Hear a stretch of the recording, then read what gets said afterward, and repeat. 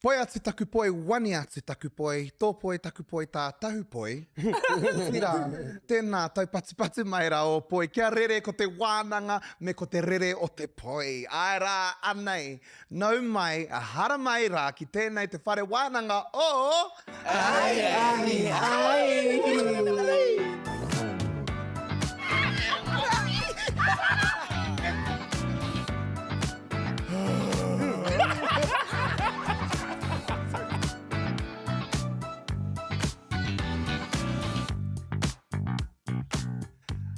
Ai, ko te poi tēnei o te hononga tangata, o te hononga wairua, because we are talking all about relationships i te rānei, ko ngā hononga a ipo, ko ngā hononga hoa, ko ngā hononga katoa i tēnei ao, te ao ai, akati. Tēnā kōrero mai, relationship status, we'll go around. We're going to start over here. Ho mai tō relationship status i nāia name. Make it public, make it known. Make it public, make it known. We're starting right there. Complicated. Oh, no. Good status. Like pukamata. Like pukamata, it's complicated. Right. Hey, oh no, I'll just say actually, private. Ka pera, eh? Not secret, but private. Kei te tehi. And I'll leave it there. Ko wai? No. Come on, right now. Fiancéed? Oh, how Fiancéed, yeah. Oh, engaged. Fiancéed. Ka kahua tūmeke e tai tangata i te waka kōrero. I've always been single. I've actually never been in a relationship. Everyone's always like, what? Aho hoki. I'm like, yeah, no. I went to school with all my brothers and sisters. Where did that random voice come from? Sorry, I just felt that in my heart. Right here, I Kailanaki, single. Well, I'm just a bit pony because I thought we had something here.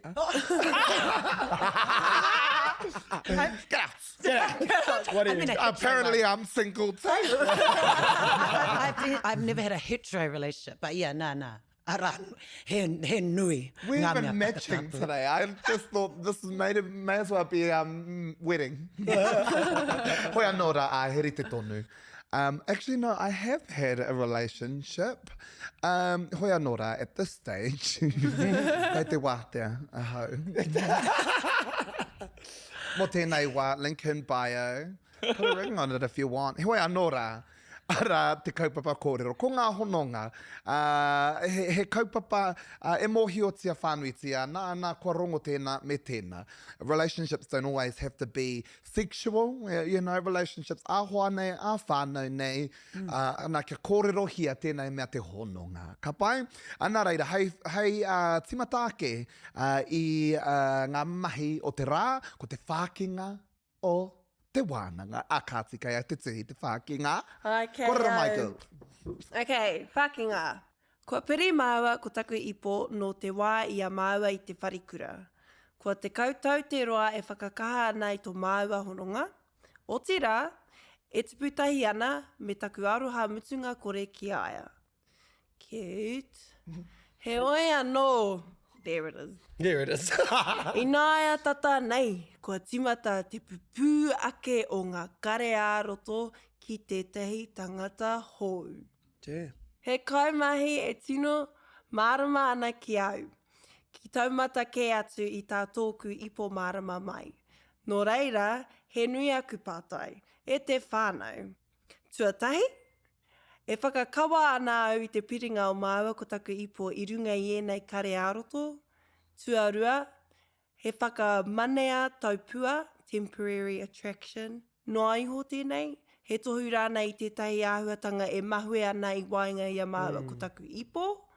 Ka mutu, me pēhea taku mōhio he hapea te huarahi whakamua, kia kaua au e takahi i te hunga e tino arohatia nuitia ana e au. The drummer. Ka hakoe, ahu boy. Moro ati ki te iwi. Haere. He māma me haere tōtika ki tōhoa, ki te kōrero, ki te wānanga. Kōrero hāngai atu. Yeah, but, Pai. yeah, haere tōtika ki tōhoa, nā te mea, te kaunga tau, kua piri tata kōrua i nānei, and me whakamana koe i tērā, i tōna I tōna wāhi ki tō ao. Yeah. Nah. Pera. Sneak out. I'm like, how do you open that door to someone else? But would you rather them I just... te noho muna? tūwhera koe, Yeah. ne? I would rather them not even consider Feel the option. Oh. That's what I'm saying. But 10 kei reira Yeah. ki ngā 10 karearo. years for it to all go down the drain for some little work crush. Of course, you're going to develop feelings. Boyfriends. Kare kore ka With tupu your mai friends. e nā momo karearoto i te mea ka kitea tērā tangata iara. Iara, nā, he mahi tahi, he kōrero tahi, ana e marama ana ki tērā. Hea te kupu temporary? Mānea. Keeping attraction, whakamanea taupua. Ai, tērā. Ka mānea. E marama ana ki tērā tū āhuaranga. Kaua e whakawhirina ki atu ki tērā. Kaua e tuku wai, e tuku rā, e tuku hau. Kia tuku, tuku ai te ahi. tērā Yeah. hua. Me noho pūmau koe ki tō hoa. Mana, he kōwhiringa anō kei reira, e wāte ana tō hoa kia noho sister wives, sister husbands, or ka brother pērā te husbands. hanga aren't o mātou e, you know, you find this attraction thing and me noho whakamā I o karearoto I nānei, nā te mea kei a koe he hoa ke. You know? No, you don't have to sit there shy. He pera anō ki te tangata takitahi, e rata ana ki tētai tangata, e hono ana ki wahine ke atu. You know, just kaua. Yeah. Paritia. Well, anō. I think this is very telling of our psyche. Ho tātou hine ngaro a kāti, ko tā mai tētahi tohunga hine ngaro, a ki te whare wānanga ai I te rānei. Ana e mea nei tana taitara, Māori Clinical Psychologist. Tēnei te reo pōhiri kia Talia Kingi. Kia ora Talia, kei te pēhea koe. Kia ora, ai, kei te pai, tēnā koutou. Oh, e mura mai ana tō kiri. I'm very envious of your skin routine. We'll have to talk about that soon. Oi anō rā. I mua I te kuhu atu ki te wānanga. Tēnā korero mai, ko wai koe no hea koe a kāti hea au mahi. Tēnā koutou. He uri ahau no Te Arawa Waka, he moko no Ngāti Whakaue, he kaumātai hine ngaro me ki ko te clinical psychologist. Tēnā koe tāria, me o Pukinga rau. My first pātai is around healthy relationships and what's the importance of love in a healthy relationship. So the short answer is it's important. But I think it's not essential, nor is it the only thing that constitutes a healthy relationship. So yep, love provides the foundation for that secure and fulfilling connection. So it's more than that initial spark or attraction, it's that feeling of safety and acceptance and belonging that comes from truly knowing and being known by your partner. So without love, a relationship might lack that emotional depth that's needed to sustain itself through the challenges that inevitably come in a relationship. So in the beginning of a relationship, when we have love, it boosts these chemicals in our brain that make us feel really good, almost like a high. So it's literally the same chemicals that are released when we're on drugs, right? So that euphoric feeling, and we can get addicted to that. But I heard that kōrero about that kōrero that you're sharing earlier, and I think it's important to keep in mind that, we can get addicted to that because it is like a drug, that early feeling of initial attraction, especially when you've been in a relationship with someone for a long time, because when you're in those long-term relationships, that feeling changes and you might not have that euphoric feeling, but you have the more stable emotions. And so love can change, and it's important to recognize that and realize that. So I guess to answer your question, yes, love is important, especially at the beginning. It helps us to feel safe, and that safety allows us to be more vulnerable and open up. But relationships evolve, and those intense early feelings can shift into a deeper, more stable sort of love. Hi. For me, I want to know more about, for our long-term relationships that whānau had, and going back to our whākinga, and with those, I guess, attachment styles, are there ways that can individuals can find ways out or moving forward? Or are there tips for those who may be experiencing that now and how they can change that so they have real fulfilling relationships? And how do you identify that? Yeah. So I think our relationships are at the heart of what makes us human, right? So we start forming connections from the moment that we're born, and this deep-rooted need for connection, that's what we call attachment. So our brains are literally wired to seek that closeness and comfort. And our earliest relationships with our caregivers, with our whānau, that's where we learn to trust and develop these healthy relationship patterns. So I guess there's different types of attachment styles, but the most common, and I guess the one that we would strive for, would be secure attachment. But there's also anxious and avoidant are really common attachment styles. So with secure attachment, ideally we're going to develop a secure attachment, which is when our physical, emotional needs are constantly met. So this is when we're younger. So this doesn't mean that we had perfect parents, but it meant that they were good enough. So our needs were met most of the time. And with secure attachment, we grow up feeling safe to express our needs because we know that they're going to be met. So we're confident to explore the world. And even when we face challenges, we know we're confident in that because we trust that our loved ones are going to be there for us to pick us up if we need to. And then as adults, secure attachment translates into feeling confident in ourselves and comfortable with intimacy, and capable of having those stable and fulfilling relationships. But I guess our whakapapa plays a huge role. So the relationships and experiences, even as like if we're thinking intergenerational trauma experiences passed on through our whakapapa, but also our own childhood experiences, and that shapes how we approach relationships. So trauma or negative experiences that we've had open up these emotional wounds that affect our self-esteem. And so, yeah, secure attachment is ideal, but mostly the more common ones are anxious or avoidant. Going back to, I love this whole topic, attachment styles. I love learning about this. But let's say you have a partner, your partner's attachment style is secure. They're confident, they're very secure, but you aren't. You are either avoidant, anxious, ahaturane. How do you, as a partner that is secure in your relationship, support your hoa rangatira? So I think that's really important. I think the first thing is, if you're secure, that's not to say that you're perfect though, eh? And so it's being aware of your own and focusing on yourself a little bit and what's important to you. And if this partner is important to you and you want to help them, then definitely being understanding and that compassion and that gratitude for the good things that they bring, and that commitment and communication, all of those things are important.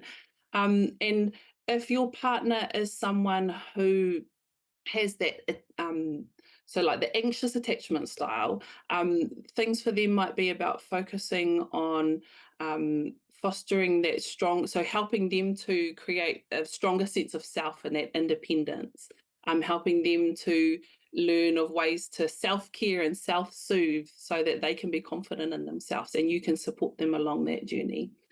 If your partner is more of that avoidant attachment style, we might work on them opening themselves up, so being open to building connection and showing that vulnerability.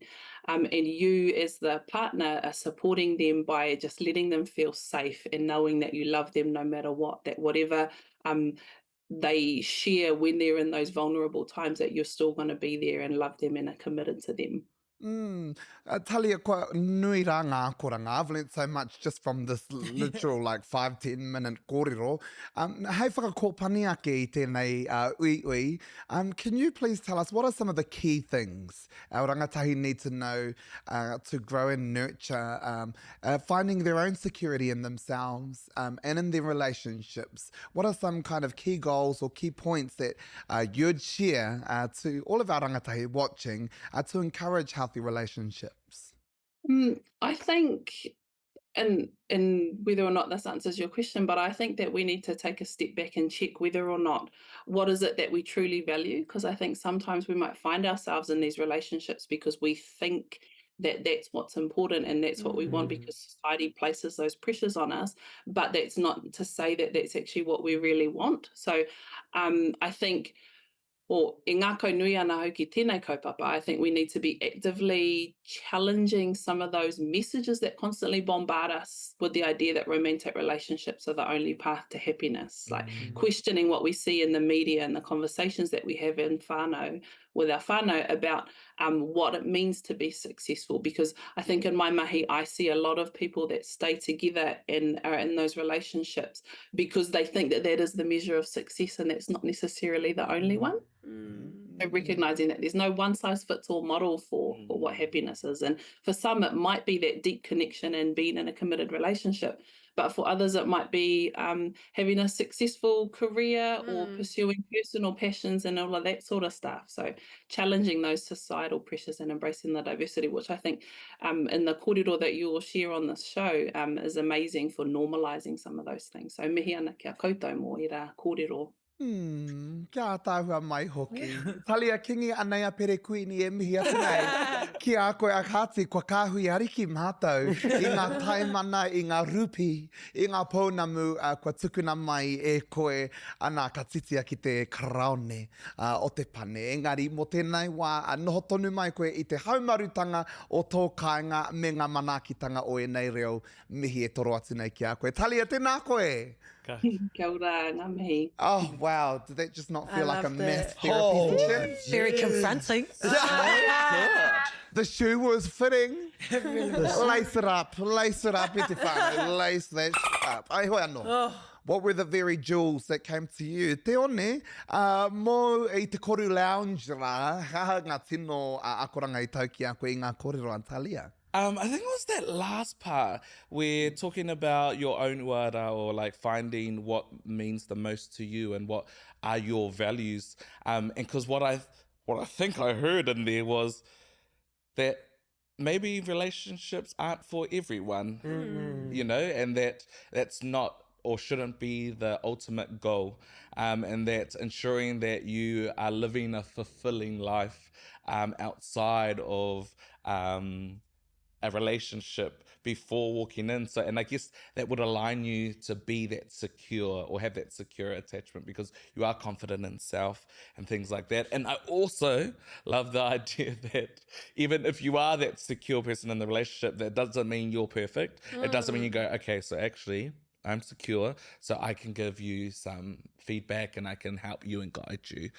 So yeah, no, really like that, but yes, confronting. Pea hoki koe te tuhi.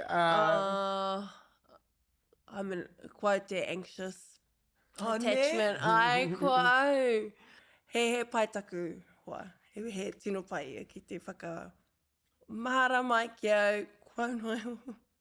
And vice versa, koe reo kia. Ai, kei nei, pai ngā kōrero, kua werohia tōku hinengaro. E aua kōrero, ka hoki atu au, ka whakaro. I te mea, keu nei, ko te nuinga, he iti noa te hunga he secure. Keu nei, i tēnei mo te hunga Māori.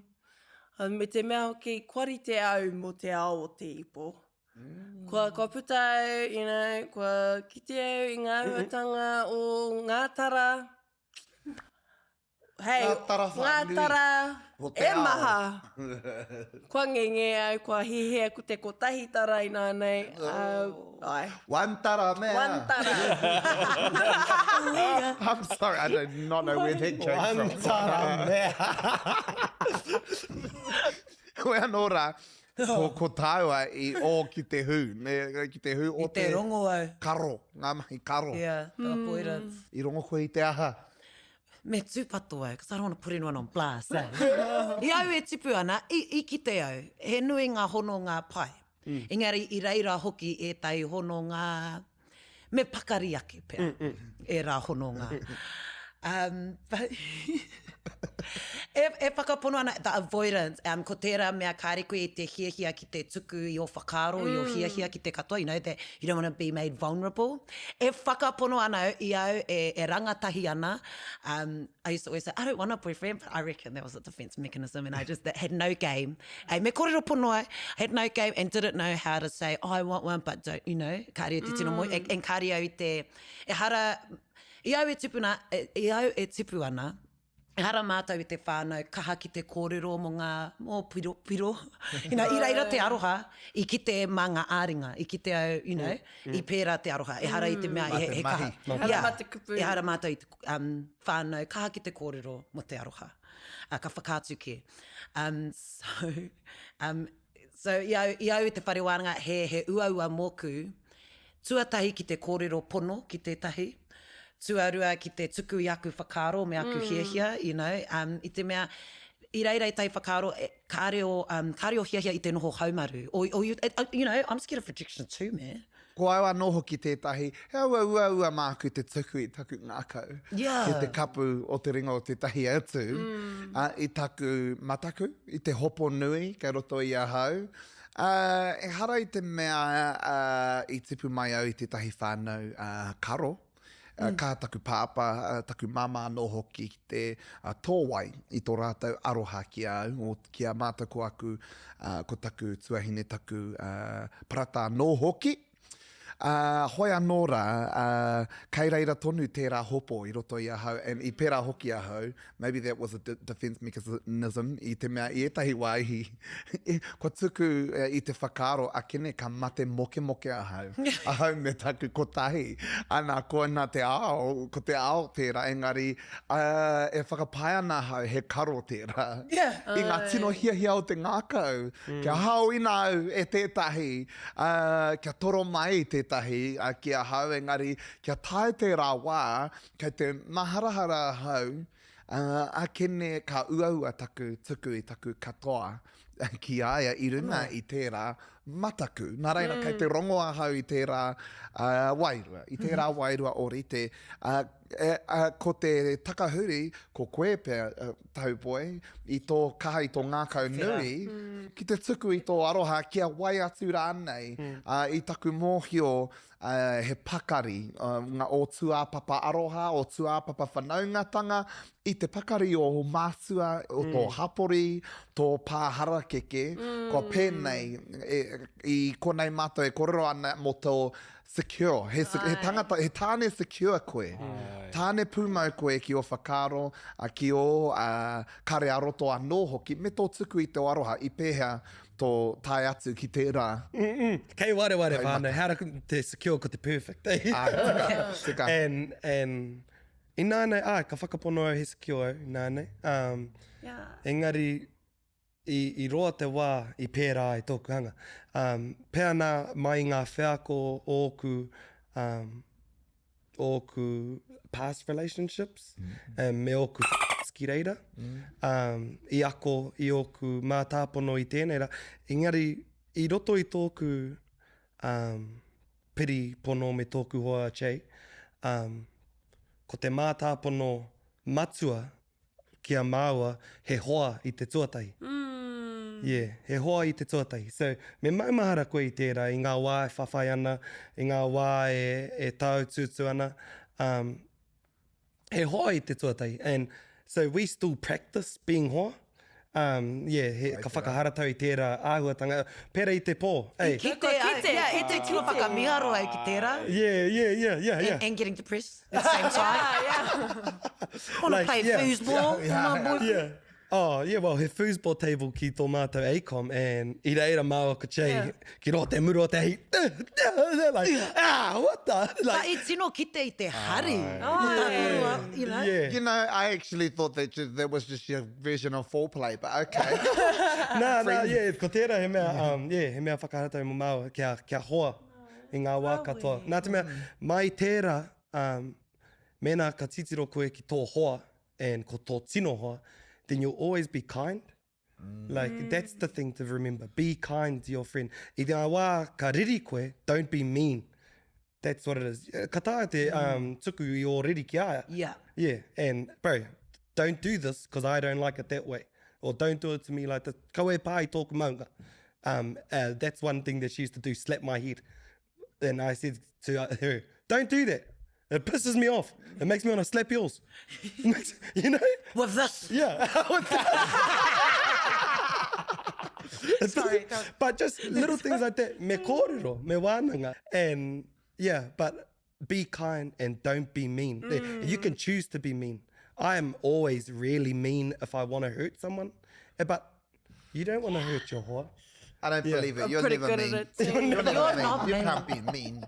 Nah. Ahoy anō rai, ki te ana I te whakaaro kia noho kōrua I te taumata. O rite. O rite, I te rā, ne? I tai wā mo te ipo, ka noho pēnei, nā ko te mahi a te māma, me pēnei, ko te mahi a te pāpā, māma i te kāinga, ko au te rangatira i konei, pāpā i ngā mahi, well, ki hea tira nei. Ko Ka tētai noho o pēnei, ngā pēnei. akoranga o oku mātua, oku pāpā, o tōku uncle dad and my actual dad, is that's kept us really good, is that I whakanui che and whakamana her big time online, eh? Like me kissing her or crying for her, all those things. And he mea tērā, he akoranga tērā o oku pāpā, ka whakanui o mātou wahine ki tō mātou ao. And I do it publicly on purpose to make sure people know that's me. That's What do you my- mean crying for you? Like, when I'm eating ngā wai, moke ana. Mesh, I it goes post on the mesh. Yeah, of me I crying. love that. Yeah. Time E away. moke ana ki taku ipo, Yeah, ka pera koe. yeah, and ka kōrero mo tōku moke, yeah. Ka I pā. never saw that growing up. Yeah. No, He maro ngā tāne o taku whāngai. Pono, like... Engari he maro ake ngā wahine. Ai, Oh, ai. mataku, he mataku ake ngā wahine. Power, mate. Hare Pussy power i power. tuasa. Ahoe anō rā, me mihi ki tērā whakaro, ka te kite i ngā hua. E pua Hono. wai mai ana te hononga i wanga i a kōrua, ana kai te kite au i ngā hua, me te whakaro ia ki te tika te whakatauira atu, ka tika hoki a te whaia. Nā reira, me mihi hoki ki tō pāhara keke, i pēnei rā tō pakari. A ka tika te tiro ake tātou ki ngā tauira o ngā rangatahi, a nei rā ko rangatahi talks.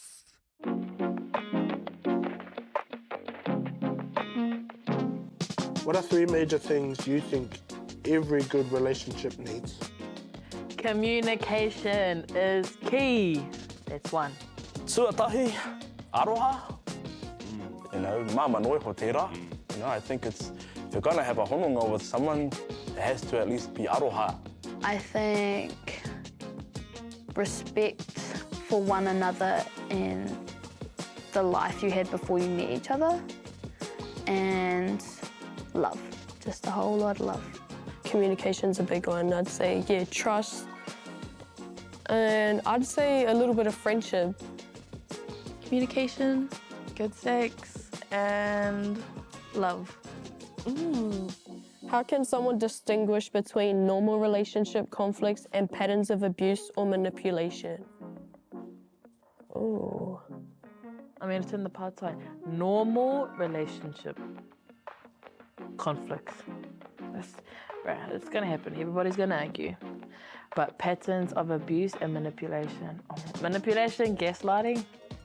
I'd say repetition of the same mistakes that have been addressed already. Yeah, reoccurring mistakes, I Yeah, guess. like if you've addressed it and said how it made you feel to your partner and it's continued on, obviously no change has.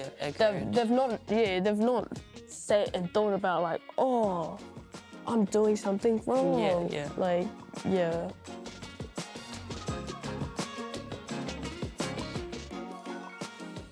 E hanga mea e toru, ngā mea nui kia koutou mō tō hononga ki tō hoa. Tōku mea tuatai, great sex. Sure, Mena ki te hono taua, ki te mutunga, me pai te onioni. Ki te kore, ei, tērā pia ka huri ki atu au. Ka huri, you know, ka huri atu. Ka huri Ki au nei, ko te mea tuatahi e whakai ana ko te kōrero, communication. E whakapono ana hau mā te kōrero, mā te wānanga ka pai, ngā mea katoa. Oh yeah, mine's not an order. Ka ea rānei. Mine's not an order. Nah, too late. No, boy. Be patient. Patient. Manawa roa. Manawa roa. You know, that's a very tāne trait to a wahine do. Challenge the patience, you know. Ka huri. Push. Because as well. Hurry up. We've been testing. Hurry up. We've been testing. Ahoe no patience, pai tērā. Te tuhi? Comprehension. Kia au. Because I think ka kōrero te katoa o tēnei mea te communications, te whakawhiti kōrero, engari, karekau he hua i na kareko i te whakarongo. Karekau he hua i na kareko i te ngana, te mārama ki ngā kupu, ki ngā kare aroto, o tō hoa. So kia nei ai, comprehension is one of the biggest ones. Pai. Mara. Te ona. Loyalty. Loyalty. Very loyal person, and I'd expect the same thing from mine. Taku mea whakamutunga pia ko te noho tūwhera ki taku ao. Te mea, e harei te mea, he pai ki a ngā Pākehā. Kau ko ngā, ai pai e tai o ngā Māori, engari ke te hia kia moia te Pākehā. Pono. Ka pretty or kids. Irish, Welsh, Tommy. No reira, me noho tūwhera tēnei tangata ki taku reo Māori, ki taku ao Māori, ki taku hāhi, ki taku hāmoatanga, ki taku whānau. You know, me noho tūwhera te tangata. Ki te kore o haere. Me noho tūwhera hoki ki te ao takatāpui. He maha aku hoa taka. Mena kāre koe i te rata ki te rā, tēnā. Go hang out with... Hara te mea me whakapono ai. Hara te mea me whakapono. Kawa e whakapono. Kawa e whakahe. Whakai, engari me whakaute. Me whakaute. Tika. Hang out with... E pai tēnā. Whakaute. That's a good one. Yeah, but... Me whakaute ki taku ao. Tautoko. Kia rere tonu tēnei kaupapa kōrero i te mea, kia hoki ake ki ngā kōrero a Talia. A pai te kōrero mō ngā hiahia, mō o e tahi atu, i nāe nei me huri tātou, me kōrero mō ngā hiahia mō ake. So what type of partner do you want to be? What type of person? And from the learnings that we've gained from Talia, and even just our wānanga in general, what type of partner do we want to be? Because, yeah, he kāmanta ki te kōrero mō ngā hiahia o tō ipo o tō hoa. Ka karo pea i ngā hiahia o tō tinana tonu, o tō hinengaro, o tō wairua. Nā reira, tēnā tukuna mai o whakaro mō ngā hiahia mō ake.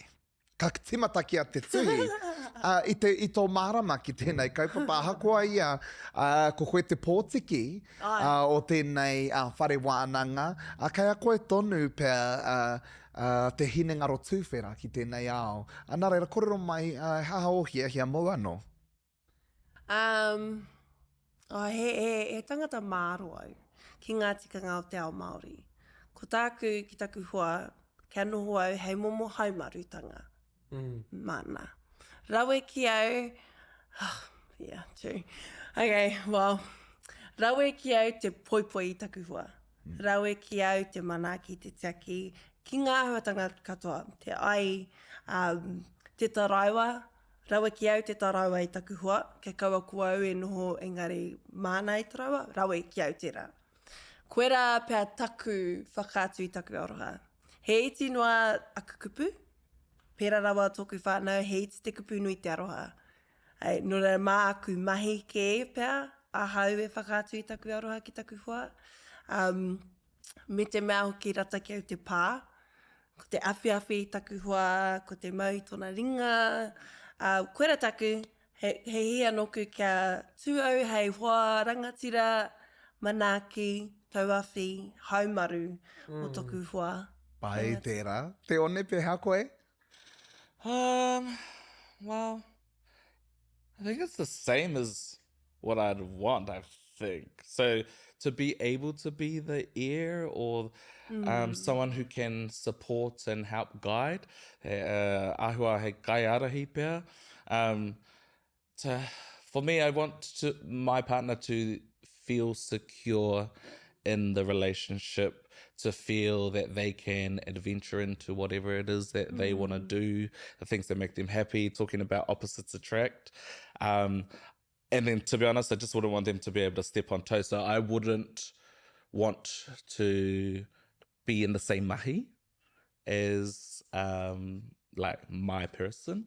Oh, this is hard. But yeah, an ear, empathetic. Yeah, you know, I'm very much a support person in my like friends group. So I'd love to be that for my partner. I'm always an ear for my friends' partners as well. They come to me to talk about things. So I'd love that to be the comfort that my partner finds in me. Pai tēnā. Yeah, just kia pono. Kia pono i ngā wā katoa. Pono ki o ake kare aroto. Pono hoki ki tō hoa. And me auaha i ngā wā katoa. Me pana i au i ngā wā katoa. Yeah, I want a hoa that pushes me. I want to be a hoa that's loyal all the time in terms of our relationship, but loyal to our kaupapa, loyal to our goals, loyal to our drive, loyal to our life. Yeah, that's all I want to be. I'll get a new one, eh? I probably mind kia noho ngā kau tūwhera au ki tōna ao. I te mea, hei, ko kōrero ai ke te eo i tētahi Pākehā, a rāke e tahi whakaaro Pākehā, kāre rawa au i te whakaro. Kāre rawa au i te tautoko. Ka uaua. Nō rei, yeah. Ka uaua. So, ka uaua ahakoa ngā pierenuku, ahakoa ngā uauatanga, kei te hiahia kia noho ngā kaupono ki taku hoa. Kore taku, yeah. Pātai pai tēnei. Koe Kara pets. noa kia pātai, kia ruku ki tēnei pātai mōku anake. Kua kāngau ki te aro ki ngā hiki aku hia mō tētahi atu. Engari ahau, mō tētahi atu, I think I would like to be an empowering partner. Yeah. I think I would like to build like a dynasty with someone, like a power couple. Yeah. Ko taku hia kia whakawhanake au i tētahi atu e piki ai mauatahi ki tētahi taumata tike. Ana kia kaua au e noho i te hāneaneatanga. Me taku mōhio i tērā āhuatanga o te whakamana, he piki he heke ona. I etahi wā me māroa hau, i etahi wā me poipoi ahau, me aroha ahau. Katoa e nei tu āhuaranga kei roto tonu i tērā kupu mo te whakamana i tētahi atu, whakapiki i tētahi atu. Kia te mōhio au ka piki ahau, ki tētahi taumata tike. Engari, kei te hiahia kia piki ngātahi ai, maua ko tētahi atu. It's lonely at the top. I want to get up to the top and, isn't this beautiful? And then, te moke, ki te kōtihi o te maunga nā reira, ko te hiahia nui kia piki ngātahi ai, maua ko tēnei ipo aku. Hoi anō rā, me whakakapi ai tō tātou wānanga i konei.